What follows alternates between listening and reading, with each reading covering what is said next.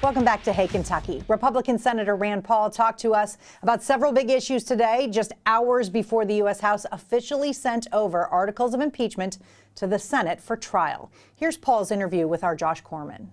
We are thrilled to be joined once again by Senator Rand Paul, making time for us this morning. We appreciate it, Senator. Yeah, glad to be with you. A lot of stories coming out of Washington, obviously a busy time for you. Impeachment and the impending trial chief among them. You've talked all along throughout the impeachment inquiry and the rest of this process that you've seen it as highly partisan. Has anything happened in the last couple of months that changes the way that you viewed these proceedings?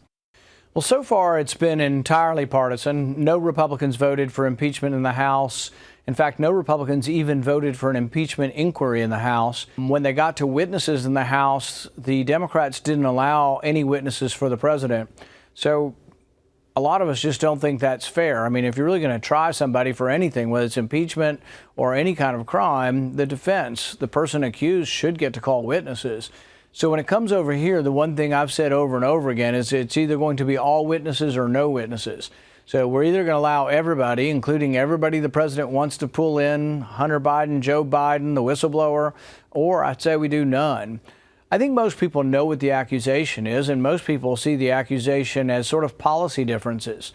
You know, the Democrats have said we damaged national security by delaying foreign aid for a couple of weeks. Well, I frankly think the opposite. I think giving foreign aid with money we don't have when we're running a deficit is actually making us weaker as a country and damaging our national security. That's a political point of view. You can agree or disagree, but you can't or shouldn't impeach people because you disagree with them.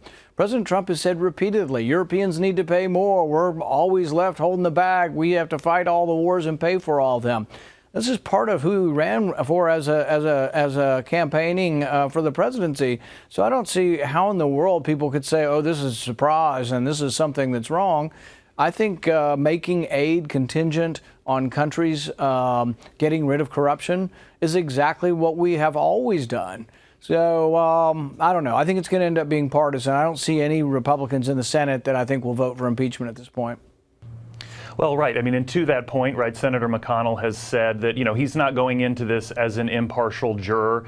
Do you think that from the perspective of the American people, that it damages the credibility of the proceedings? And I know how you feel about the way the Democrats have done things leading up to this point in the House, but to go in with the precedent of saying, you know, we're not impartial, we're looking to kind of, you know, move this along as quickly as we can, does it feel like the trial is actually going to be kind of a full examination of the facts? When Clinton's impeachment came forward, the Republicans kept standing up and saying, the jurors will take this evidence and look at it impartially.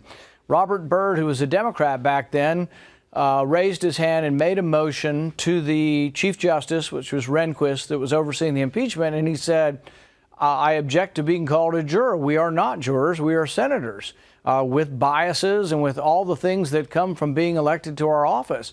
And Rehnquist ruled that, yes, you're not jurors, and he instructed the Republicans to quit using the word jurors. So it's funny that you've seen it all over the national media saying, oh, you're going to be jurors, you're going to be an impartial juror, aren't you? Nobody up here is impartial. Everybody knows the person who's been accused of the crime. If you're on a jury in Kentucky, if you know the person that's being accused of the crime, you're excluded from the jury. If you have any kind of opinions about the crime, you're precluded from the jury. There's not one senator up here that doesn't have an opinion about this. In fact, many on the other side, they're ready to vote to convict. Many on our side have said they're ready not to.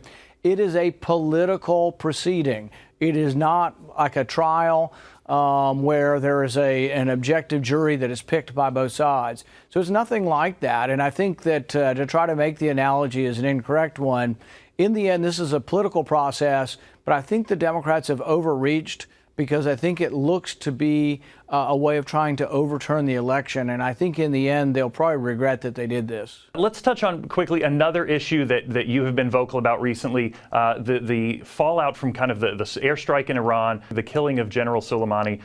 You have joined a few other Republicans in saying that you would be for curbing the president's powers to execute a similar strike to that. You've always been hesitant to get involved in international affairs and America's involvement in them. What about this incident particularly has led you to speak up in that way and get behind that bill? Well, to me, the issue is bigger than Soleimani. Soleimani was a guy who was alleged to be involved with funneling IEDs in that were killing our soldiers. So nobody mourns his loss. But the question is, what comes next? When they launched their missile attack on us, if they had killed 50 or 100 Marines, would we have been involved in a war? I think we may well have been, and it could escalate very quickly. So you can say, oh, well, killing one general is not war. Well, what if killing one general leads to 100 Marines, leads to 10,000 Iranians killed? You can see how it could quickly escalate. And the question of war, of who determines war, was decided by our founding fathers explicitly in the Constitution. You have to come to Congress, not to consult with Congress. You actually have to ask permission to get a declaration of war. We haven't been doing it correctly for quite a while, beginning with Truman and the Korean War and LBJ and the Vietnam War. We basically have gone to war and let presidents do it. I think that's wrong.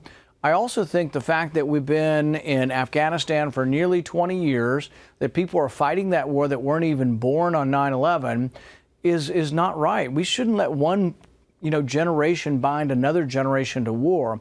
So this vote went on in Congress in 2001 for Afghanistan. My goodness, nothing in Afghanistan now has anything to do with what that vote was about. That vote cannot continue to allow a war to go on forever. Likewise, the vote to go into the Iraq War was to go after the government of Saddam Hussein. He's been dead now for 17 years. What in the world could we, how could we argue with a straight face that what we're doing there now, or killing an Iranian general, is justified by Congress voting to go after Saddam Hussein in 2002? It's insane, it's absurd, and it's insulting to the Constitution and to the people. And when you ask the people of Kentucky at large, over half of them are ready to come home from Afghanistan and Iraq. So I think it's time to have that debate. By signing on to the war powers debate, it'll be about Soleimani, but it'll also be about, do they have permission from Congress to be at war in Afghanistan? Do they have permission from Congress to be at war in Iraq? Well, as we said, a very busy time in Washington. We are very grateful for the time, Senator. Thank you so much for joining us, and we will be watching to see how these events unfold and these stories in the coming weeks. Thank you. Thank you, Josh. Still ahead on Hey Kentucky, we'll play a game of Cringe Factor. Don't go away.